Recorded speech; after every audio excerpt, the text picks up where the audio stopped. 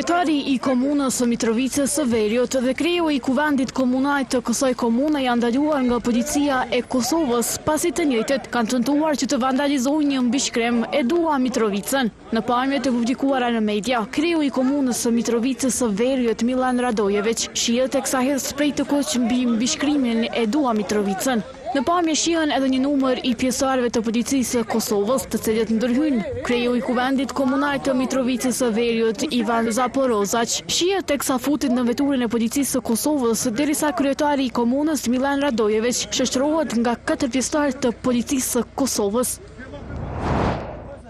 Policia e Kosovës ka dalë me një njoftim zyrtar lidhur me incidentin e ndodhur të premten në Mitrovicën e Veriut, ku 2 persona janë shoqëruar në stacionin policor pasi tentuan të gjyrosnin obeliskun e Dua Mitrovicën, pavarësisht urdhrave të zyrtarëve policor për të ndaluar veprimin. Sipas policisë, sot është pranuar vendimi i komunës së Mitrovicës së Veriut për largimin e mbishkrimit I Love Mitrovica, ndërsa në vendngjarje kanë dalë menjëherë njësitë policore dhe inspektorët komunal. Policia njofton se autoritetet komunale janë informuar se zbatimi i vendimit duhet të shtyhet deri në pranimin e një vendimi nga Ministria e Administrimit të Pushtetit Lokal. Janë liruar nga shoqërimi në polici kryetari i Mitrovicës së Veriut Milan Radojević dhe ai i kuvendit komunal Ivana Zaporozac, që u dërguan në stacion pasi provuan që ta ngjyrosnin me sprej të kuq mbishkrimin e Dua Mitrovicën, që ishte vendosur nga pushteti paraprak komunal. Kjo derisa nuk u lejuan që ta largojnë atë në bazë të vendimit të ri të kuvendit. Radojević tha pas lirimit se aksioni për largimin e obeliskut është legal me që mbështetet në vendimin e kuvendit komunal, në bazë të cilit është kontraktuar edhe kompania për heqjen e tij. Sipas tij, nuk ka më Mitrovic, por ekzistojnë vetëm Mitrovica veriore dhe ajo jugore. Pranë tij u pan edhe antar të listës serbe.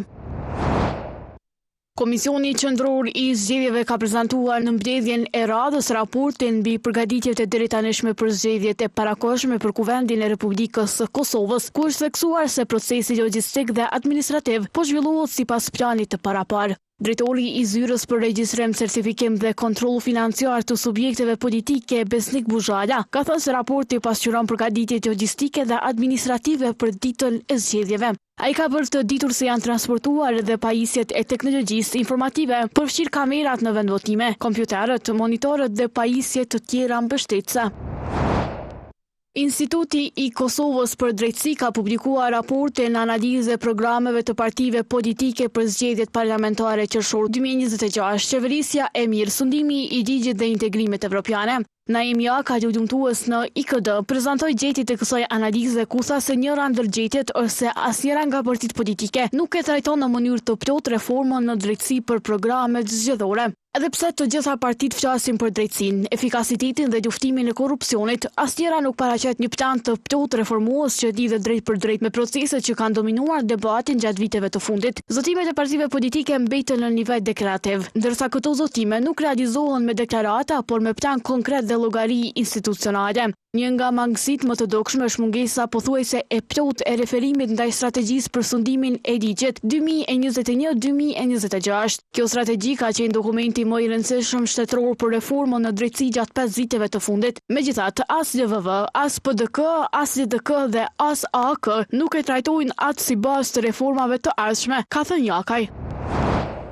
Para samitit BE Ballkani Perëndimor që po mbahet në Tivat të Malit të Zi, Gjermania dhe Franca e kanë paraqitur një non-paper së bashku. Përmes saj, këto 2 shtete propozojnë integrimin gradual të vendeve të Ballkanit Perëndimor dhe Moldavisë në programet dhe politikat e Bashkimit Evropian. Ndërkohë, Republikën e Kosovës atje po e përfaqëson ushtruesja e detyrës presidenti Albudena Haxhiu, e cila kërkoi trajtim të barabartë. Kosova meriton një pyetësor, statutin e kandidatit dhe hapjen e negociatave. Integrimi evropian nuk është vetëm një proces teknik, por do të thotë prosperitet, paqe, demokraci dhe dinjitet për Evropën dhe qytetarët tanë, tha Haxhiu. Edhe kryeministri i Shqipërisë Edi Rama deklaroi se Bashkimi Evropian duhet të vazhdojë me procesin e integrimit. Nëse Bashkimi Evropian dëshiron të dërgojë një mesazh të fortë botës, duhet të thotë po. Po ashtu siç do të jemi mbledhur në një tryezat, ashtu do të jemi gjithmonë, shtoi Rama para takimit.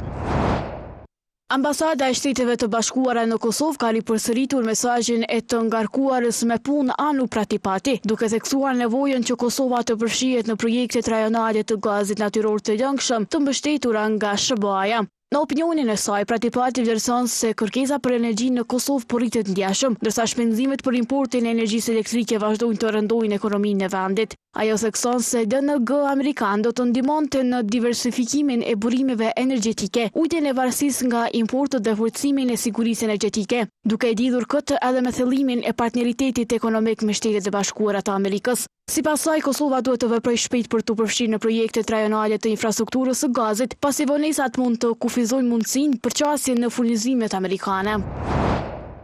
Instituti GAP ka publikuar të dhëna lidhur me të hyrat e komunave nga tatimi në pronë, duke përzëditur se këto të hyra kanë shënuar rritje të ndjeshme në vitin 2025 krahasuar me vitin paraprak. Sipas GAP-it, të hyrat totale të komunave nga tatimi në pronë janë rritur për 19% në vitin 2025 krahasuar me vitin 2024, duke arritur në 39.1 milion euro, thuhet në postimin e publikuar nga Instituti GAP.